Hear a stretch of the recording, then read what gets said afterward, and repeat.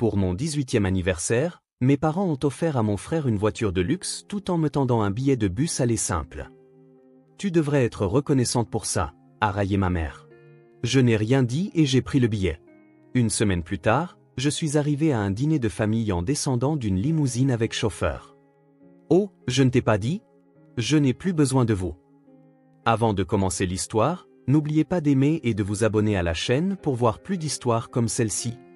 Je me souviens encore du poids de l'enveloppe dans ma main. Elle n'était pas lourde, mais j'avais l'impression qu'elle entraînait tout mon corps vers le bas, comme si le simple fait de la tenir rendait l'air ambiant plus dense, plus difficile à respirer. J'ai levé les yeux vers ma mère, Carla. Ses bras étaient croisés, arborant ce même sourire en coin crispé qu'elle affichait toujours lorsqu'elle pensait avoir fait un coup d'éclat. Derrière elle, Ryan, mon frère, était déjà à mi-chemin dans l'allée, faisant vrombir le moteur de sa BMW flambant neuve, son cadeau d'anniversaire. Sa deuxième, en fait, puisque la première n'était apparemment pas de la bonne couleur. Et moi, eh bien, je fêtais mes 18 ans, le grand cap, le jour où l'on entre officiellement dans l'âge adulte. Je ne m'attendais ni à des ballons, ni à un gâteau, ni même à une carte. J'avais appris à ne pas nourrir trop d'espoir avec ma famille. Mais une infime partie de moi, une pitoyable petite étincelle au fond de mon être, espérait encore quelque chose, un mot gentil, une étreinte, un signe qui m'aurait peut-être montré que je comptais un peu. À la place, j'ai eu un aller simple en bus pour Phoenix. Tu es majeur maintenant, il est temps de tracer ta propre route, a dit ma mère, comme si elle venait de m'offrir un ticket d'or pour une vie de rêve. J'ai fixé le bout de papier. Le départ du bus était prévu pour le lendemain matin. Pas de retour. Pas un mot. Juste un billet. Mes mains tremblaient en le serrant, pas exactement de peur, mais d'un mélange écœurant de honte et d'incrédulité. Mon cœur battait à tout rompre dans mes oreilles. Il m'était difficile de savoir si j'allais pleurer, crier, ou les deux. Mais je n'ai fait ni l'un ni l'autre. J'ai relevé la tête, lentement cette fois. Son expression n'avait pas changé. Les bras toujours croisés, les lèvres encore retroussées de cette manière suffisante et méprisante. Elle était fière d'elle, vraiment. Ryan est repassé devant la porte d'entrée et a croisé mon regard. Il n'a même pas pris la peine de cacher son large sourire. « Ne fais pas cette tête », a-t-il ri. « Au moins, tu as eu quelque chose. » J'ai ouvert la bouche, puis je l'ai refermée. Qu'aurais-je pu dire? Que j'avais passé la dernière année à travailler tard le soir en ligne juste pour économiser quelques centaines de dollars. Que j'avais postulé à des universités locales en secret parce que je savais qu'ils ne me soutiendraient pas. Que j'avais eu des anniversaires où ils avaient complètement oublié mon existence. Au lieu de ça, j'ai simplement hoché la tête. Je ne sais pas pourquoi. Peut-être par instinct, par peur, ou peut-être que je ne voulais tout simplement pas leur donner la satisfaction de me voir m'effondrer. Merci, ai-je dit doucement. Ma voix n'a pas tremblé. Ce fut ma seule victoire à cet instant. Carla a haussé les sourcils. Tu devrais déjà être reconnaissante pour ça. Reconnaissante. Ce mot pesait comme une pierre dans ma poitrine. Étais-je censée être reconnaissante d'être jetée dehors comme un déchet abandonné sur le trottoir? J'ai tourné les talons et je suis monté à l'étage. J'avais l'impression que mes jambes avançaient en pilote automatique. Ma chambre, celle-là même où j'avais grandi, me paraissait soudain plus petite, plus froide. Les posters sur les murs semblaient infantiles, la parure de lit que j'avais choisie 2 ans auparavant avait l'air bon marché. Je me suis assise au bord du lit, le billet toujours à la main. Le silence était assourdissant. Le seul son était le tic-tac de l'horloge sur ma table de nuit. Tic, tac, tic, comme un compte à rebours avant ma disparition. J'ai fixé le mur pendant ce qui m'a semblé être des heures. Mon esprit tournait à plein régime, mais il était engourdi en même temps. Étais-je en colère? Blessé? Soulagé? Peut-être tout cela à la fois. Ou peut-être simplement à bout. Car quelque part dans ce silence, quelque chose en moi a cédé. Pas de manière violente. C'était comme un fil qui se serait finalement rompu. Je n'allais pas supplier. Je n'allais pas pleurer. J'allais partir. Et il ne me reverrait plus jamais de la même façon. Le lendemain matin, j'ai regardé le soleil se lever à travers les stores fissurés de ma chambre, si tant est que je pouvais encore l'appeler ainsi. La lumière dessinait des rayures dorées et douces sur le sol, en parfaite contradiction avec ce que je ressentais à l'intérieur. Je n'avais pas dormi, pas même une minute. Ma valise, fermée, attendait près de la porte, bouclée des heures plus tôt avec juste l'essentiel, quelques vêtements, mon carnet de croquis et le journal que je gardais caché derrière ma commode. C'était étrange à quel point je me sentais calme, comme si le chagrin s'était déjà consumé pendant la nuit, ne laissant derrière lui que la clarté. Il n'y a pas eu d'adieu dramatique, pas de « tu vas me manquer ». Personne n'est même venu vérifier si j'étais parti. Je suis descendu doucement. Carla était assise à l'îlot de la cuisine, faisant défiler son téléphone en sirotant un café noir, comme si c'était un mardi ordinaire. Elle n'a même pas levé les yeux. Le bus part à 10 heures, a-t-elle marmonné. Je sais. Elle ne m'a toujours pas regardé. J'imagine qu'un contact visuel aurait rendu la situation trop réelle. David, mon père, n'était même pas à la maison. Il était parti tôt pour le travail, comme il le faisait toujours quand les choses devenaient inconfortables. C'était sa spécialité, disparaître pendant la tempête et réapparaître quand le soleil brille. Avant, ça me révoltait, mais maintenant, je l'acceptais, tout simplement. Et Ryan, il était dehors, en train de polir sa BMW dans l'allée. La même voiture qu'il lui avait offerte par surprise 2 ans plus tôt. Siège en cuir rouge, jantes personnalisées, la totale. Je me souviens comment ils avaient tous ri ce jour-là, comment Carla avait pleuré des larmes de joie en le filmant en train de faire vrombir le moteur. Je ne crois pas l'avoir jamais vu pleurer pour moi.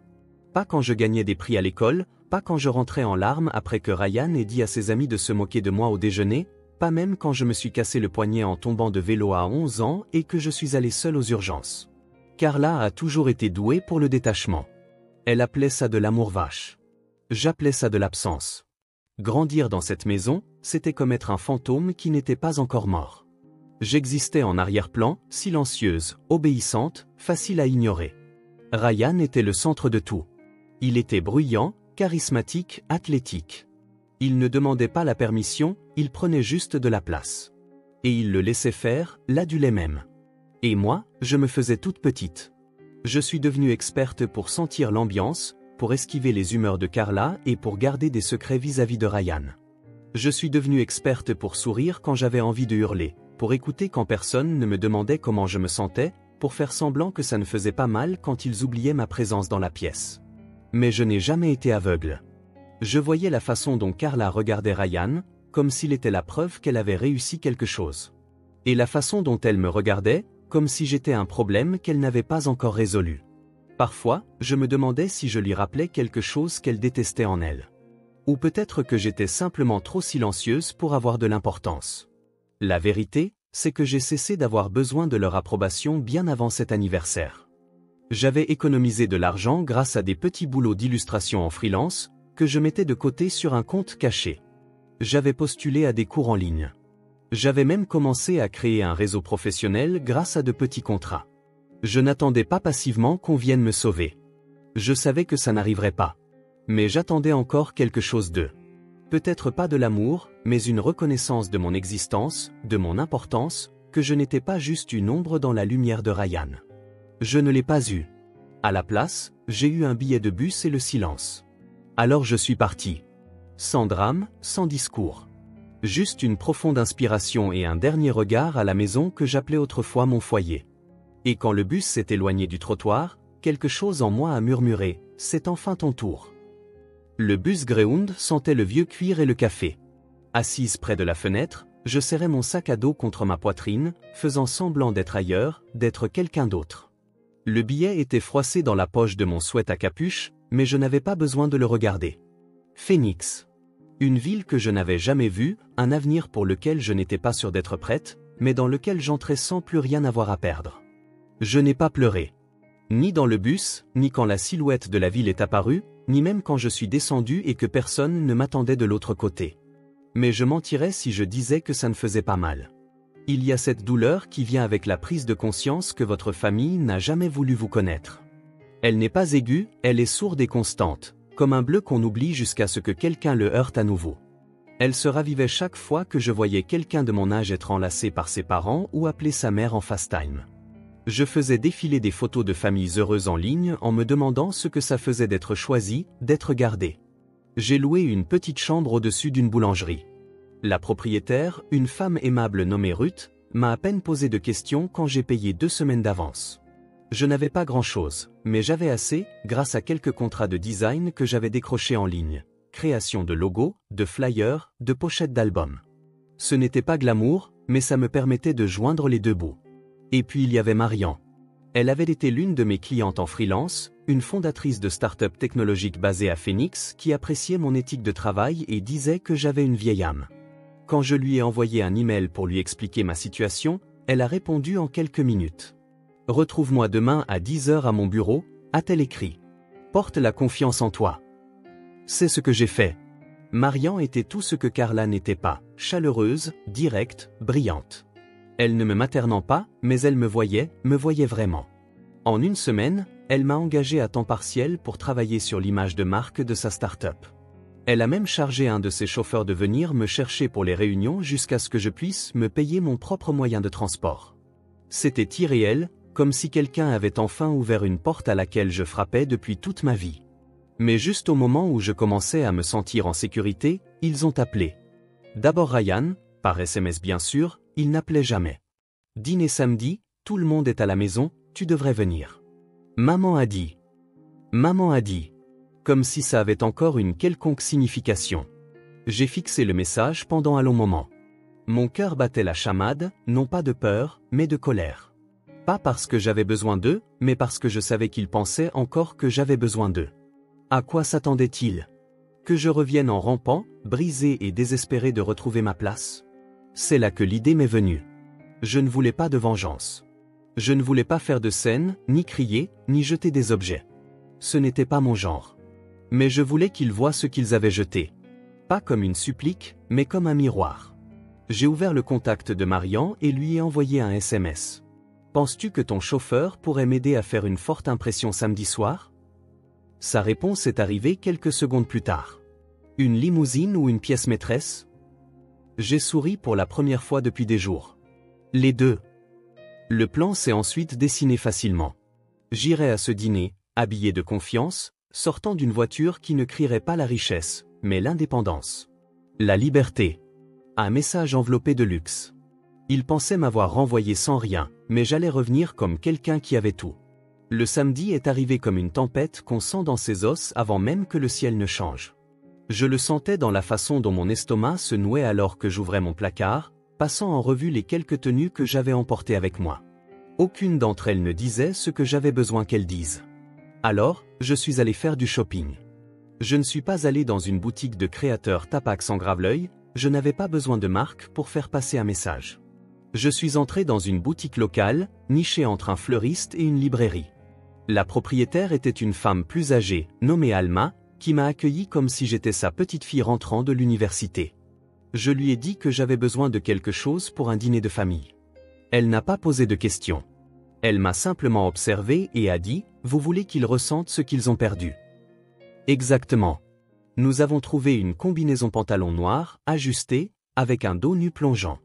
Élégante, audacieuse, mais simple. Nous l'avons associée à de petites boucles d'oreilles en or et des talons nudes. Je ne voulais pas avoir l'air riche. Je voulais avoir l'air intouchable. De retour dans ma chambre, j'ai tout disposé sur le lit et je l'ai simplement contemplé. C'était étrange comme les vêtements pouvaient être porteurs de sens. Ce n'était pas juste du tissu, c'était une armure. Le samedi après-midi, le chauffeur de Marian est arrivé devant la boulangerie. La limousine était élégante, gris foncé, avec des vitres teintées. Discrète, mais indéniablement imposante. Ruth a jeté un coup d'œil par la fenêtre de la boulangerie et m'a fait un petit signe de tête. Je lui ai fait un signe de la main, puis je suis monté à l'intérieur, le cœur battant dans ma poitrine. L'intérieur sentait le cuir et quelque chose de légèrement floral. Une musique douce jouait à travers des haut-parleurs cachés. Je me suis adossé, j'ai expiré lentement et je me suis murmuré. « Tu ne vas pas là-bas pour prouver quoi que ce soit. Tu vas juste leur rappeler qu'ils ont perdu. » Alors que la limousine entrait dans le quartier où j'avais grandi, tout semblait identique. Mais moi, je ne me sentais plus la même. Je ne me suis pas recroquevillé sur mon siège. Je n'ai pas répété de répliques dans ma tête. Je ne me suis pas demandé s'ils aimeraient ce que je portais. Je m'en fichais. La maison est apparue. Façade blanche et parfaite. La voiture de Ryan, toujours étincelante dans l'allée, comme si elle n'avait jamais bougé. J'ai demandé au chauffeur de me laisser 2 minutes avant d'ouvrir la porte. J'ai vérifié mon reflet dans le miroir une dernière fois. Mon maquillage était doux mais précis. Mes yeux semblaient plus vifs, plus concentrés. Mes lèvres, peintes d'un rouge profond, esquissaient un léger sourire. Je n'étais pas nerveuse. J'étais prête. j'ai envoyé un SMS à Ryan. J'arrive dans 5 minutes. Il a répondu par un pouce levé. Évidemment. Je les imaginais tous à l'intérieur. Carla, probablement en train de critiquer les petits pas. David, faisant semblant de lire quelque chose sur son téléphone. Ryan, toujours le soleil de la pièce. Je me suis demandé s'il m'avait même gardé une place à table. Trop tard maintenant. La limousine s'est arrêtée en douceur. J'ai entendu le crissement du gravier sous les pneus. Je pouvais sentir le changement d'énergie, comme si l'air lui-même savait que quelque chose d'important était sur le point de se produire. Le chauffeur est sorti, a fait le tour et a ouvert la portière. J'ai pris une dernière inspiration, de celles qui vous redressent la colonne vertébrale et ralentissent votre cœur. Puis je suis sorti. Et pour la première fois de ma vie, ils m'ont regardé. Vraiment regardé. Leurs visages se sont figés. Le sourire suffisant de Ryan s'effaçant, les yeux de Carla se plissant, l'expression de David indéchiffrable. Je n'ai pas fait de signe de la main. Je n'ai pas souri. Je suis juste resté là une seconde, imperturbable, inébranlable, indéniable. Et à cet instant, je n'étais pas leur fille, ni le personnage secondaire de leur photo de famille parfaite. J'étais la tempête qu'ils n'avaient pas vue venir. Le silence était total dans le jardin de devant. Ryan a été le premier à parler. Eh bien, quelqu'un fait de gros efforts ce soir. Sa voix était légère, sarcastique, son ton habituel quand il ne comprenait pas ce qui se passait. Mais il y avait autre chose derrière, cette fois, un malaise, de la confusion, comme s'il ne savait pas s'il devait rire ou se sentir menacé. Carla s'est avancée. Elle m'a toisé de haut en bas, lentement, ses bras se croisant comme une armure, ses lèvres pincées en cette fine ligne que je ne connaissais que trop bien, sa désapprobation affleurant juste sous la surface. « Tu es venu en limousine ?» a-t-elle demandé, le ton sec, presque moqueur. « Où as-tu trouvé l'argent pour ça ?» J'ai souri légèrement. Pas un grand sourire, pas un sourire suffisant, juste assez pour lui faire savoir que j'avais entendu la question mais que je n'allais pas lui donner de réponse. Derrière elle, David s'attardait près de la porte, son regard oscillant entre nous tous. Il n'a rien dit, gardant simplement ce même air distant, comme s'il regardait le drame de quelqu'un d'autre se dérouler à la télévision. « Je ne suis pas venu pour t'impressionner, ai-je dit enfin. Ma voix était calme, égale. Je suis venu te montrer ce que tu as laissé partir. » Ryan a reniflé, mais personne n'a ri avec lui. Même lui pouvait le sentir maintenant. Quelque chose était différent. Nous sommes restés là un instant. Moi, en talons, sur leur allée immaculée. Eux, me regardant comme si des ailes m'avaient poussé pendant la nuit. Le dîner refroidi, a marmonné Carla en se tournant vers la porte. Bon, si tu entres, entre. Je n'ai pas bougé. Je l'ai laissé rentrer sans moi. Ryan l'a suivi en grommelant quelque chose dans sa barbe. David a hésité, puis m'a fait un signe de tête, presque d'excuse, avant d'entrer à son tour. Je suis resté dehors quelques secondes de plus, laissant le silence m'envelopper. J'aurais pu partir à ce moment-là. Remonter dans cette limousine et disparaître à nouveau. Mais je n'avais pas fait tout ce chemin pour une simple entrée en scène. Je voulais tourner la page. Alors, je suis entré. La table de la salle à manger était dressée comme toujours. Assiette parfaitement alignée, une bouteille de vin dont Ryan n'avait certainement pas l'âge de boire, et au centre, un rôti qui sentait trop bon pour avoir été préparé par Carla. Probablement acheté tout fait. Ils étaient tous assis. Personne n'a dit le bénédicité. Personne ne m'a demandé comment j'allais. Finalement, Ryan a rompu le silence. Alors, quoi, tu es riche maintenant ? Je l'ai regardé, vraiment regardé. Et pour la première fois, il m'a paru petit. Vivant toujours ici, gravitant toujours autour de leur approbation comme si c'était le soleil. Toujours suffisant, mais creux. Non, ai-je dit. Mais je suis libre. Et je vais mieux sans vous. Carla a ricané. Oh, s'il te plaît, ne fais pas comme si on ne t'avait rien donné. J'ai penché la tête. Tu as raison. Vous m'avez donné quelque chose de très précieux. Elle a cligné des yeux, confuse. Quoi ? Je me suis penché en avant, les coudes reposant doucement sur la table. Un aller simple en bus. Et voilà. Le silence est tombé, lourd. Car à cet instant, elle a compris. Je n'étais pas venu pour supplier, ni pour me vanter.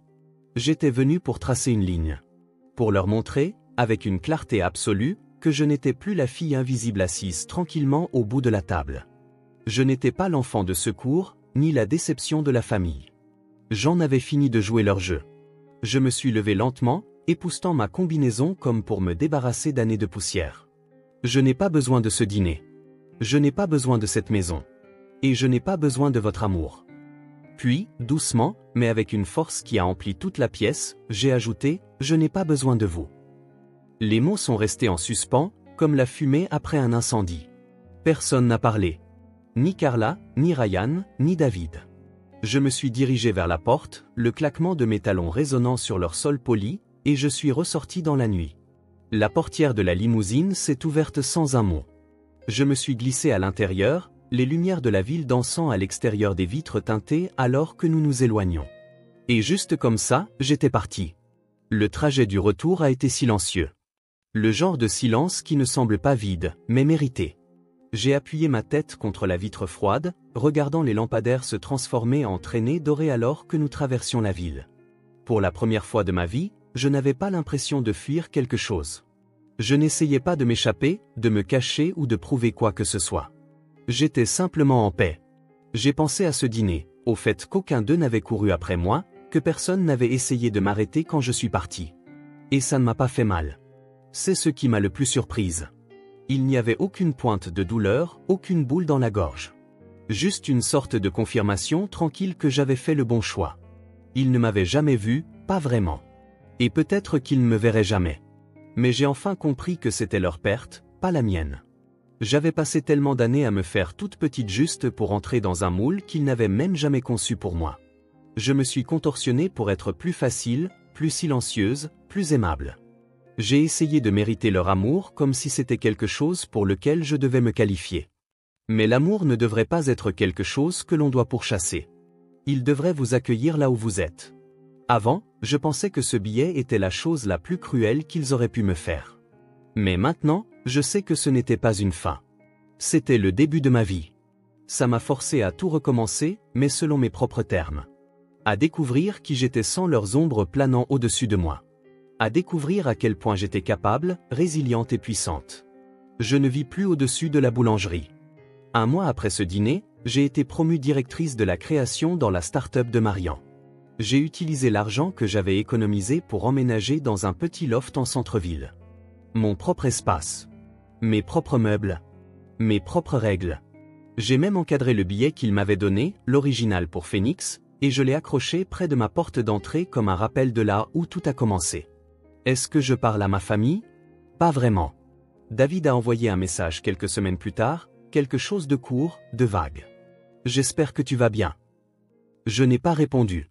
Ryan m'a tagué une fois dans une story Instagram, une sorte de citation passive-agressive sur la famille qui finit toujours par revenir.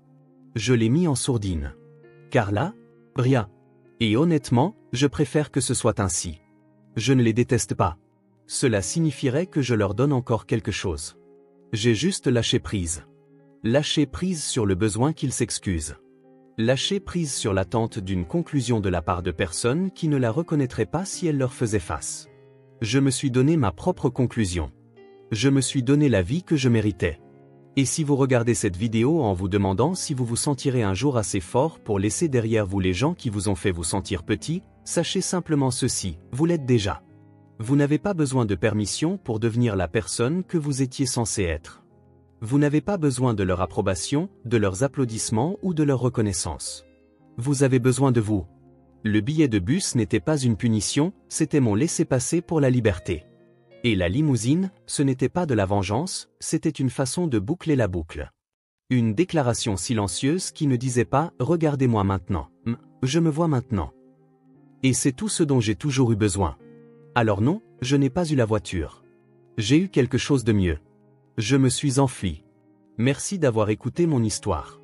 Si vous vous êtes déjà senti comme l'étranger dans votre propre famille, comme si vous n'étiez jamais assez bien, constamment comparé ou invisible, sachez simplement que vous n'êtes pas seul. Et votre histoire ne se termine pas là où la leur s'est arrêtée. Parfois, le plus grand cadeau que la vie nous offre est déguisé en rejet. Parfois, les gens qui nous repoussent ne font que nous laisser de la place pour enfin devenir qui nous sommes censés être. Vous ne devez à personne votre silence. Vous ne devez à personne votre douleur. Mais vous vous devez la chance de recommencer. Et si vous tenez votre propre billet métaphorique, quelle qu'en soit la forme, sachez que c'est peut-être votre porte de sortie, mais c'est aussi votre porte d'entrée. Vers la liberté. vers le pouvoir, vers la paix. Ce n'est pas seulement mon histoire. Ça pourrait aussi être la vôtre. Et si c'est le cas, j'espère que vous la saisirez à bras-le-corps.